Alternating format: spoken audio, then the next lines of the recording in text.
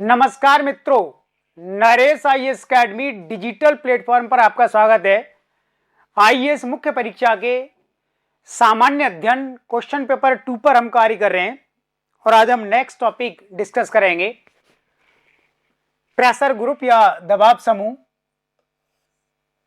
IAS मुख्य परीक्षा में सामान्य अध्ययन के 4 प्रश्न पत्र हैं और एक निबंध का क्वेश्चन पेपर अलग से होता है, एक ऑप्शनल सब्जेक्ट जिसके 2 पेपर होते हैं और इनमें से प्रत्येक क्वेश्चन पेपर को हम 20 डेज यानी 20 दिन के गहन प्रशिक्षण कार्यक्रम के माध्यम से पूरा करते हैं। तो देन आप इस सुविधा का लाभ ले सकते हैं। आप हमारे ऑफलाइन और क्लासेस प्रोग्राम और आंसर राइटिंग सेशन से जुड़ सकते हैं। तो आज का हमारा टॉपिक है दबाव समूह। भारत में प्रेशर ग्रुप और भारत ही नहीं पूरी दुनिया में शासन प्रणाली और राजनीति का सहवर्ती अब इसको माना जाने लगा है। तो हम समझेंगे कि प्रेशर ग्रुप्स का रोल बेसिकली क्या है। तो सबसे पहले दबाव समूह की संरचना,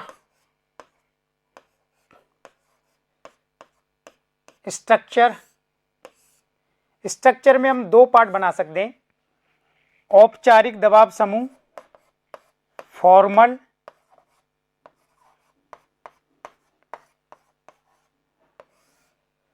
और दूसरा अनौपचारिक।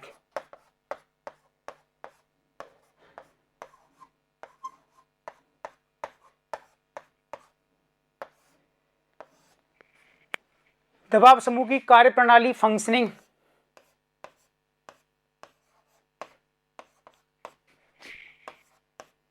और अंत में दबाव समूह का मूल्यांकन। तो कार्यप्रणाली के अंतर्गत लास्ट में हम इसका इवैल्यूएशन भी करेंगे। तो आज का हमारा टॉपिक ये रहेगा। इस तरीके से हमें जीएस पेपर 2 में एक टॉपिक है, इसको अच्छे से समझना है, कवर करना है, क्योंकि पिछले वर्षों में यूपीएससी ने कई बार यहाँ से क्वेश्चन पूछा है। तो 2 तरीके से हमारा कार्य जीएस के क्वेश्चन पेपर पर हो रहा है। 20 वीडियो के माध्यम से 20 टॉपिक के में इस पूरे क्वेश्चन पेपर को हम कवर करेंगे और इसका कुछ हिस्सा जो इस सिलेबस में 20 वीडियोज़ के माध्यम से कवर नहीं होगा वो आपको हमारी वेबसाइट पर मिलेगा। तो मेनली 40% पार्ट आप यहाँ से कवर कर जाएंगे और 60% पार्ट के लिए आपको हमारी वेबसाइट पर कॉन्टैक्ट करना होगा। ऑफलाइन क्लासेस के लिए भी आपके पास ऑप्शन खुला है। जब भी आपका मन हो तो आप इसके लिए कांटेक्ट कर सकते हैं। 3 से 4 महीने का समय लेकर आप आते हैं तो देन चारों क्वेश्चन पेपर, ऑप्शनल हिस्ट्री और ऐसे पेपर आपका हो जाएगा और उसमें श्योरिटी हो जाएगी कि आपका आईएएस मेंस क्लियर हो जाएगा। देखिए, प्रेशर ग्रुप। तो दबाव समूह क्या होते हैं, विकसित और विकासशील देशों में इनका जन्म क्यों हुआ है, किस प्रकार इन्होंने भारतीय शासन प्रणाली, राजनीति को प्रभावित किया है। तो दबाव समूह जनता के या व्यक्तियों के ऐसे ऑर्गेनाइजेशन या संगठित रूप हैं जो सरकार और जनता के बीच में एक माध्यम का कार्य करते हैं। अर्थात लोगों के ये ऐसे समूह होते हैं जो या तो औपचारिक रूप से विभाजित होते हैं या अनौपचारिक रूप से। तो इनकी संरचना के आधार पर ही इसका मीनिंग क्लियर हो जाता है। औपचारिक फॉर्मल का अर्थ होता है जब दबाव समूह का निर्माण या प्रेशर ग्रुप का निर्माण सरकारी क्षेत्र में कार्य करने वाले कर्मचारी और अधिकारियों के द्वारा किया जाता है तो उनको कहते हैं औपचारिक दबाव समूह। जैसे सरकारी डॉक्टर्स ने अपना एक ग्रुप बना लिया एक राज्य में, जैसे राजस्थान राज्य में या पूरे इंडिया में ऑल इंडिया डॉक्टर्स एसोसिएशन, सरकारी हॉस्पिटल्स के डॉक्टर्स ने। इसी प्रकार एक राज्य के सभी टीचर्स ने अपना ऑर्गेनाइजेशन बना लिया, एक राज्य में कार्य करने वाले सभी आईएएस अधिकारियों का ऑर्गेनाइजेशन है, फिर पूरे देश में all India IAS officers association. ये क्या है, औपचारिक संगठन है जो सरकार के भीतर ही बने हुए हैं।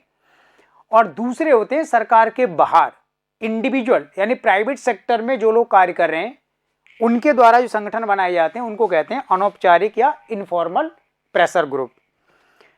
अब आपको ये समझना है कि ये जो दबाव समूह होते हैं ये क्यों बनाए गए थे। दबाव समूहों का जन्म इसलिए हुआ था कि राजनीति, जो विभिन्न राजनीतिक दलों की कार्यप्रणाली या उनकी संरचना का मुख्य भाग होती है, और किसी ना किसी राजनीतिक दल की, पॉलिटिकल पार्टी की केंद्र में या राज्य में सरकार होती है, या फिर कुछ पॉलिटिकल पार्टीज मिलकर के केंद्र या राज्य में सरकार बनाते हैं। तो सरकार अपनी नीतियों को जब जनता तक पहुंचाती है तो उन नीतियों से जनता को पूरा लाभ कई बार प्राप्त नहीं होता है, या फिर सरकार उन क्षेत्रों तक पहुंच नहीं पाती है। लेकिन ये जो दबाव समूह बन जाते हैं, औपचारिक क्षेत्र के जो दबाव समूह हैं वे अपने हितों की रक्षा के लिए सरकार पर दबाव डालते हैं, जबकि अनौपचारिक क्षेत्र में कार्य करने वाले दबाव समूह अपने हितों के साथ साथ जनता के लिए और सेवा की भावना से सरकार या शासन पर दबाव डाल करके उन कार्यों को कराते हैं। तो आपको ये ध्यान रखना है कि औपचारिक जो दबाव समूह होते हैं, यानी सरकारी अधिकारी कर्मचारियों के जो संगठन है, ये ज़्यादा प्रभावशाली होकर उभरे हैं वर्तमान में। अगर आप पिछले 30-35 साल में देखें तो इन दबाव समूहों का प्रभाव अनौपचारिक की बजाय ज़्यादा है। उसका कारण यह है कि औपचारिक दबाव समूहों की सौदेबाजी की क्षमता ज़्यादा होती है। अगर पूरी इंडिया के सरकारी डॉक्टर्स हड़ताल पर चले जाते हैं, मान लो उनको अपना वेतन बढ़ाना है, कुछ और सुविधाएं चाहिए, तो सरकारों को इस दबाव को मानना होता है। तो ऐसी स्थिति में सरकार कॉम्प्रोमाइज करती है, समझौता करती है और डॉक्टर्स को हड़ताल समाप्त करने के लिए कहती है, यानी डॉक्टर्स की मांग को मान लिया जाता है।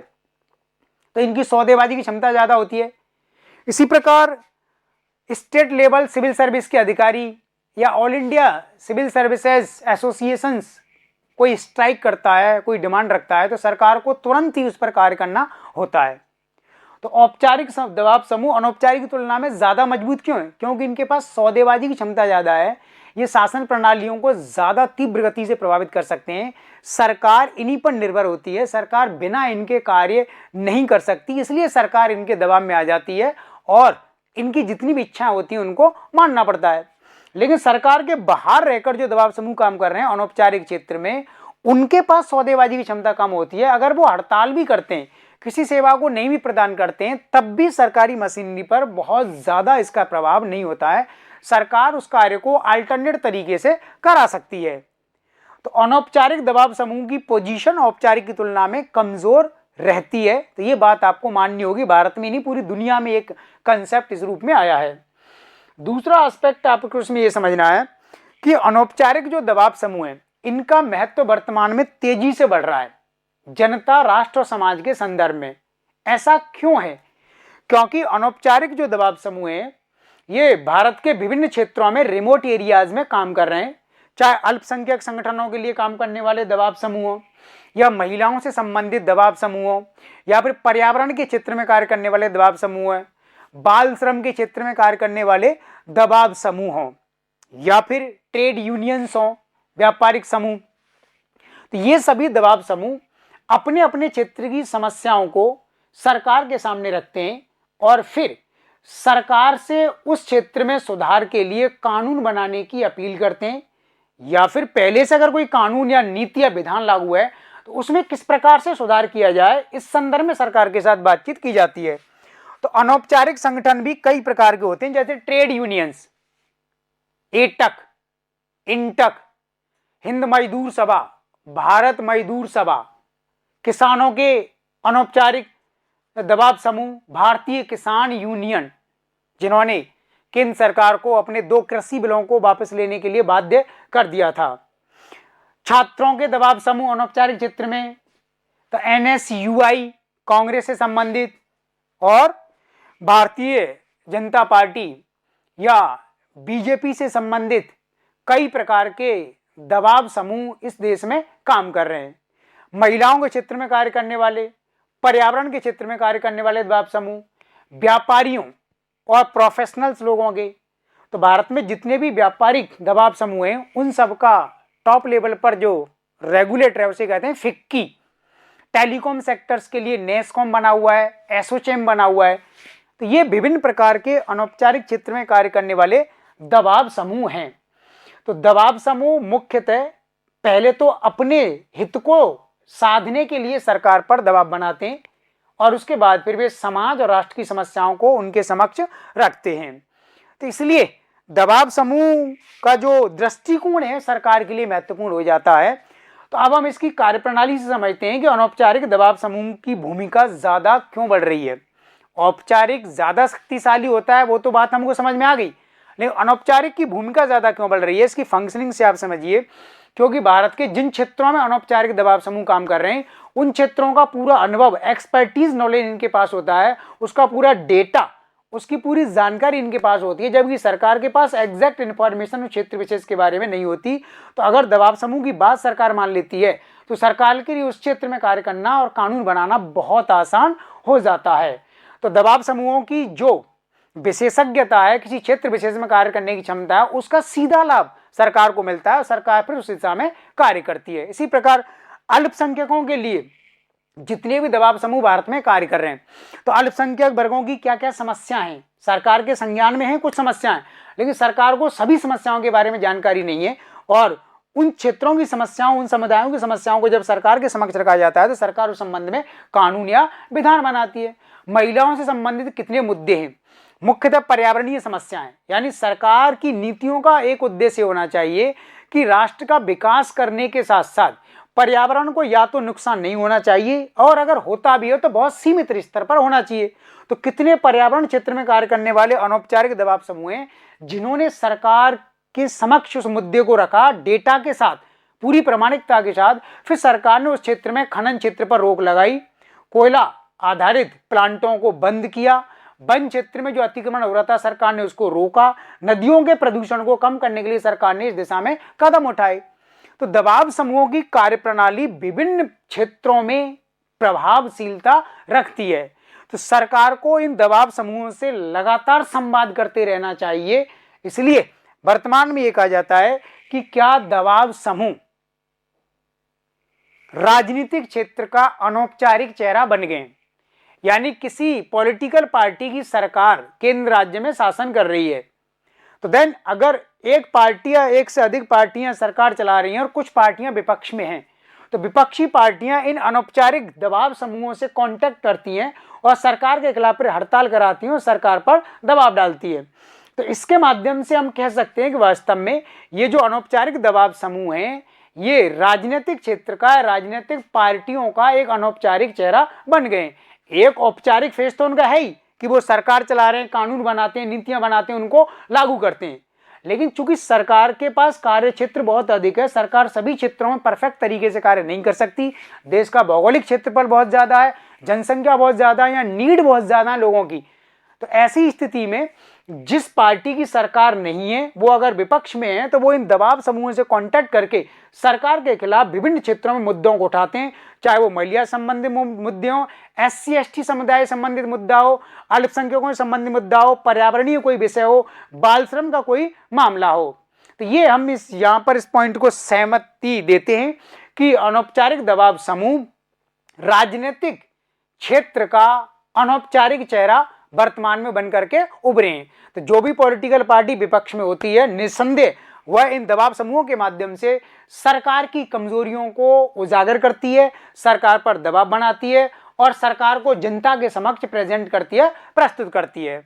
तो इन दबाव समूहों का फ्यूचर क्या है, स्कोप क्या है, तो क्या हमें दबाव समूहों पर रोक लगा देनी चाहिए, एक सवाल ये उठ रहा है, या फिर दबाव समूहों को नियंत्रित करना चाहिए। अगर दबाव समूह समाज और राष्ट्र की सेवा की भावना से कार्य कर रहे हैं तो निस्संदेह हमें दबाव समूहों को ज्यादा प्रमोट करना चाहिए इस देश के भीतर। लेकिन अगर दबाव समूह अल्पसंख्यकों की राजनीति करके बहुसंख्यकों के खिलाफ एक माहौल खड़ा कर रहे हैं देश में, तो इस पर हमें रोक लगानी चाहिए। अगर कुछ दबाव समूह अपने स्वार्थ के लिए, अपने हितों को साधने के लिए कार्य कर रहे हैं या फिर वो किसी क्षेत्र विशेष, समुदाय विशेष की ओर पक्षपात रखते हैं, तो ऐसी स्थिति में ऐसे दबाव समूहों पर हमें निस्संदेह रोक लगानी चाहिए। तो हमें एक बैलेंस सा आंसर लास्ट में रखना है कि दबाव समूह क्यों जरूरी हैं, क्योंकि जिन क्षेत्रों में कार्य कर रहे हैं उन क्षेत्रों का पूरा ज्ञान और डेटा इनके पास होता है और सरकार को शासन करने के लिए ये डेटा आवश्यक होता है, तो वो दबाव समूह के माध्यम से आ सकता है। लेकिन दबाव समूह की पक्षपातपूर्ण नीतियों, अल्पसंख्यकों के हितों को बहुसंख्यकों पर प्राथमिकता देने संबंधी नीतियां, या फिर दबाव समूह निस्संदेह अपने हितों के लिए कार्य कर रहे हैं, तो ऐसी स्थिति में सरकार को सजग और सतर्क रहने की आवश्यकता है। तो इस टॉपिक को आप इस तरीके से पढ़ेंगे तो इस बात को आपको मानना होगा कि दबाव समूहों को राजनीतिक दलों ने अब अपने अनौपचारिक चेहरे के रूप में सामने खड़ा किया है। सभी राजनीतिक पार्टियां लगभग विभिन्न प्रकार के दबाव समूहों से जुड़ी हुई हैं और किसी रूलिंग पार्टी के खिलाफ इस दबाव समूह के माध्यम से राजनीति करती हैं। तो ये एकदम करेक्ट है। और दूसरा एस्पेक्ट आपको ध्यान रखना है कि औपचारिक दबाव समूह अनौपचारिक की तुलना में ज्यादा स्ट्रॉन्ग होते हैं। उसका कारण अभी हमने डिस्कस किया। ठीक है, तो बहुत डिटेल में हम समझेंगे इसकी कार्यप्रणाली को, तो इसके लिए आपको वेबसाइट पर जाना होगा। Thank you.